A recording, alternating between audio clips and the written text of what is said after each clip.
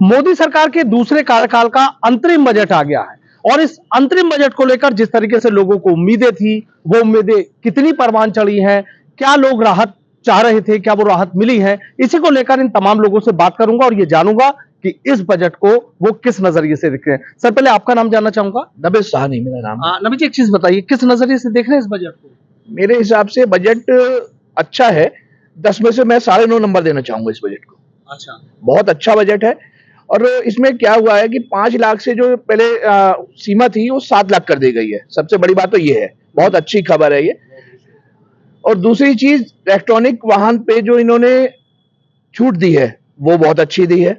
एक middle class को जो इन्होंने आवास योजना में 30 करोड़ का पहले योगदान देते थे, वो 50 करोड़ कर दिया गया है। उसमें भी बहुत बेनिफिट मिलेगा। बस मेरा तो यही है कि बहुत अच्छा बजट। अच्छा, जो आप कह रहे हैं कि 9.5 नंबर दूंगा, बाकी जो नंबर काट रहे हैं वो किस? मैं जो 0.5 जो काट रहा हूं वो इन्होंने जो टैक्स में छूट नहीं दी, लेकिन उन्होंने बोला है कि हम अगले जो जुलाई में आएगा उसमें वो पूरा करेंगे। और जो आज तक मोदी जी ने कहा है वो सब पूरा किया है। मैं चाहूंगा वो भी पूरा करेंगे। अच्छा, वो भी पूरा करेंगे। सर, आपसे जानना चाहूंगा, आपको क्या राहत लग रही है? सर, बजट में इस बार राहत है, लेकिन मैं सर से जरा थोड़ा सा अलग हूँ, क्योंकि आम पब्लिक के लिए नहीं है, उन्होंने गरीबों के लिए राहत करी है और अमीरों के लिए, क्योंकि उन्होंने जैसे इलेक्ट्रॉनिक व्हीकल वगैरह सस्ते कर दिए। लेकिन आम आदमी के लिए, एक मिडिल क्लास के लिए ज़्यादा राहत इस बजट में नहीं है।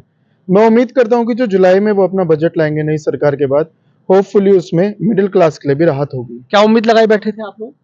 इस वजह से मिडिल क्लास के लिए, जैसे कि इनकम टैक्स स्लैब रेट में चेंज होना चाहिए था, ठीक है। इस टाइम पे महंगाई इतनी बढ़ रही है, बेरोजगारी इतनी बढ़ रही है, तो उससे रिलेटेड अगर बजट में जुलाई में कुछ लाएं तो वो बहुत अच्छा रहेगा। अच्छा, बहुत अच्छा रहेगा। अच्छा सर, आपने भी देखा बजट, देखा था कि टीवी स्क्रीन पे आप देख रहे थे, क्या राहत लग रही है आपको? नहीं, बजट बहुत अच्छा है। और इस बार सरकार ने बिजली के लिए जो काम किया है, मैं समझता हूँ कि बहुत बड़ी बात है। भाई, आपने पहले किसानों के लिए बिजली फ्री कर दी है और शहर की भी आम तमाम लोग बिजली फ्री मांग रहे हैं, तो बिजली फ्री देने का तो कोई कॉलम ही नहीं। जैसे कि पहले के जिन लोगों ने, किसानों ने किसी कार्ड पे लोन लिया, लोन माफ़ कर दिया, तो जो अच्छे किसान है, जो टाइम से देते हैं, वो दिक्कत में रहते हैं, जो नहीं देते उन्हें लाभ हुआ। लेकिन सरकार ने क्या किया इस बार कि जो इनका स्टैंड है मोदी जी सरकार का, ये बहुत अच्छा है। बिजली देने के साथ साथ कि इस फ्री की कब तक दिया जाएगा, इसका एक विकल्प लाए। जैसे कि इन्होंने इस बजट में मेंशन किया है कि 300 यूनिट बिजली फ्री दी जाएगी। जो भी 3 किलोवाट या 5 किलोवाट जो भी सरकार के नॉर्म्स होंगे, और उस पर जो भी वो पैनल अपनी सोलर ऊर्जा का पैनल अपनी छत पे लगाएंगे, तो उन्हें 300 यूनिट बिजली फ्री दी जाएंगे। तो बहुत अच्छा है, किसानों के लिए भी बहुत अच्छा है। बस सौर ऊर्जा को बढ़ावा मिलेगा। सौर ऊर्जा को बढ़ावा मिलेगा, मिलना चाहिए। उसमें जो सरकार सब्सिडी दे रही है, तो इस बिजली का इतनी बड़ी खपत है इस देश में, इंडस्ट्रियल में भी और वैसे भी। यहाँ तो सबसे बड़ी समस्या इस देश की बिजली और सड़कें थी, और सड़कें और बिजली दोनों पे ही सरकार ने बहुत अच्छा काम किया। इसका बहुत बड़ा बेनिफिट मिलेगा आने वाले आप 2 साल में। अब जब आप देखेंगे तो इससे किसान संतुष्ट है, सड़कें अच्छी मिल रही हैं, बिजली अच्छी मिल रही है, और बिजली का एक विकल्प जो सौर ऊर्जा के रूप में लाए हैं, और उसमें जो सरकार सब्सिडी देके घर घर मुहिम चलाएगी, तो इससे बिजली का हमारी जितनी खपत है उससे कस्टमर को पैसे कम देने पड़ेंगे, किसान को भी कम देना पड़ेगा और आम आदमी को कम देना पड़ेगा। रही नौकरी पेशा के लिए बात है, नौकरी पेशा नौकरी करते ही हैं। इनके बजट में स्लैब में जो इनके इनकम टैक्स का है, उसमें थोड़ा सा इन्हें और सीधे सीधे फिक्स कर देना चाहिए था मेरे हिसाब से, कि 5 लाख रुपए तक की नौकरी पेशा के लोग इनकम टैक्स के दायरे से बाहर कर दिए जाए। आज की महंगाई के दौर में 5 लाख रुपए कोई बहुत बड़ी रकम नहीं है। आप फैमिली से रहते हैं, परिवार में रहते हैं, शहर में रहते हैं, बच्चे पढ़ाएं, तो ये कोई बहुत बड़ा अमाउंट नहीं है। 5 लाख रुपए तक की आय बिल्कुल फ्री कर देनी चाहिए थी, इनकम टैक्स बिल्कुल फ्री कर देनी चाहिए थी। सर, तमाम लोगों की आपने बातें सुनी, आपके नजरिए से अगर बजट की बात करें? देखो, ये एक अंतरिम बजट था, उन्होंने पहले ही कह दिया था। अंतरिम बजट में ज़्यादातर कोई बहुत लंबी चौड़ी योजनाएं नहीं होती हैं। हालांकि लोगों को बहुत उम्मीद थी कि बजट, इलेक्शन आने वाला है, पहली सरकारों की तरह लोक लुभावन होगा, लोगों को बहुत सारी नियामतें दी जाएंगी। लेकिन उनका शुरू से रहा, पिछले आप 10 बजट देख लीजिए, उन्होंने कभी इस तरह से नहीं बजट किया कि लोगों को कुछ लॉलीपॉप दे दें और उसमें कुछ कर लें। उन्होंने जब भी अपने बजट दिए हैं, एक रोड मैप के साथ दिए हैं। और उन्होंने जो वित्त मंत्री ने, सीतारमण ने बताया कि हमारा ये जो बजट है वो एक रोड मैप है, हमें 5 साल में क्या करना है, हम ये व्यू लेके चल रहे हैं, हमें 5 ट्रिलियन इकोनॉमी बनानी है, इस व्यू को लेके चल रहे हैं।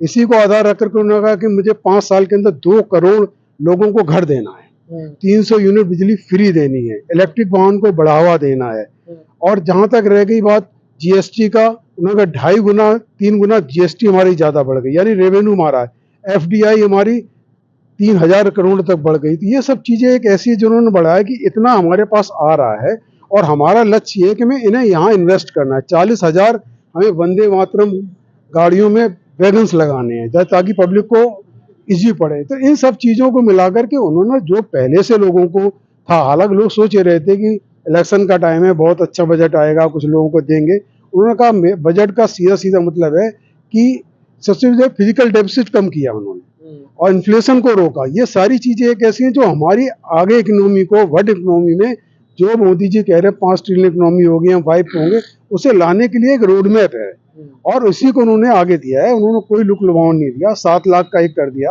वो अच्छी बात की, वो भी उन्होंने कहा कि जो नया वाला स्लैब लेगा उसको 7 लाख, पुराने वाला वैसे ही रहेगा।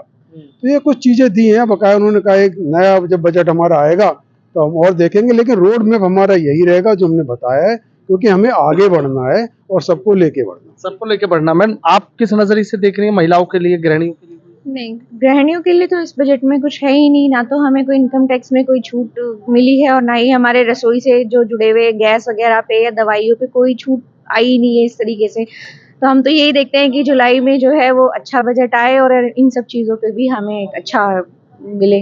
अच्छा, अच्छी चीज मिले। सर, आपसे जानना चाहूँगा, वैसे क्या उम्मीद लगाए बैठे थे कि भाई ये हो जाना चाहिए था बजट?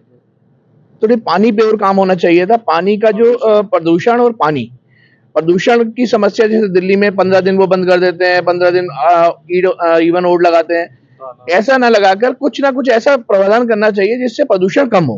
प्रदूषण कम हो, सर ये कह रहे हैं कि बात तो अच्छी कह रहे हैं। बहुत अच्छा।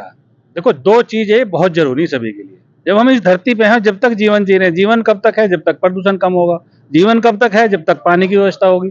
2 चीजें तो चाहिए, ये किसी के भी लिए है, चाहे वो आम आदमी हो, चाहे कोई कितना बड़ा वीआईपी हो, उसे एक प्रदूषण और एक उसके पीने के लिए स्वच्छ जल, ये 2 चीजों की तरफ सरकार को इमीडिएट ध्यान देना चाहिए। उसके लिए है कि आप नहरों की पूरी प्रॉपर सफाई हो, और सबसे बड़ा काम, हमारे देश में इतने तालाब हैं कि गवर्नमेंट को तुरंत इमीडिएटली, सुप्रीम कोर्ट की भी रूलिंग है कि तालाब अपने रूप में आए।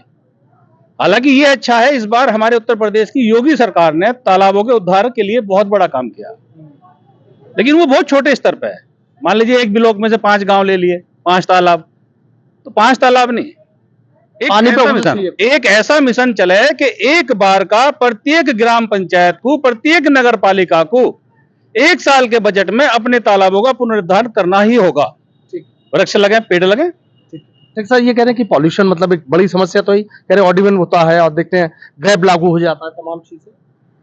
प्रदूषण आज के टाइम में हिंदुस्तान की बहुत बड़ी समस्या है। जब तक प्रदूषण दूर नहीं होने का, हिंदुस्तान में प्रदूषण का बहुत ज्यादा दिक्कत हो रही है। दिल्ली ले लो, यूपी ले लो, आज के टाइम में अगर आप देखते हैं पूरे देश में ही प्रदूषण की बहुत ज्यादा दिक्कत। सरकार को तो इस पर सबसे पहले ध्यान देना चाहिए। सर, आपको क्या लग रहा है बजट में क्या होना चाहिए? सर, बजट में एक तो आम आदमी को थोड़ी राहत दी गई है, इन्होंने 5 से 7 पे लेके आए हैं, और दूसरा है अपना इलेक्ट्रॉनिक व्हीकल्स में भी वो है काफ़ी कि आने वाले समय में हमें ये फ़ायदा होगा कि अपना पेट्रोल की बचत होगी और प्रदूषण को लगाम मिलेगा। अच्छा, हाँ सर, क्या कहना चाह रहा हूँ? मैं एक चीज और बताना चाहूंगा, जो मोदी जी ने टूरिज्म पे जो काम किया इस बार, लक्षद्वीप का लाए माल देखा आपने, जो राम मंदिर बना अयोध्या में, देखिए कैसा टूरिज्म आ रहा है, ऐसे काशी में है।